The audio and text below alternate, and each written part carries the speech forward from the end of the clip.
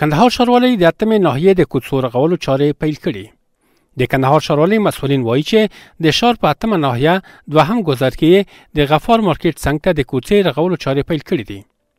د کندهار ښاروالۍ ویان سیف الله عاصم وایي یا د کوڅې چې 280 متره اوږدوالی او 8 متره پلنوالی لري د رغولو چارې به په نږدې یوه نیمه میاشت کې بشپړې شي.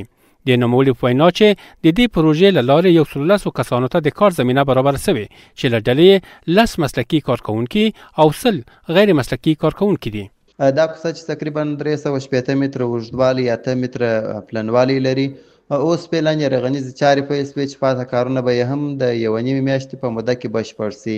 په دې رغنیزه پروژه کې هره ورځ 113 کسانو ته د کار کولو زمینه برابره شوې ده. 10 کسان په مسلکي ډول کار کوي او 100 کسان په غیر مسلکي ډول په کار کولو بوخت دي. د سیمې اوسیدونکو د دې رغنیزو پروژو هرکلی وکړ او د کندهار ښاروالۍ له خوا یې دغه اقدام وستایه.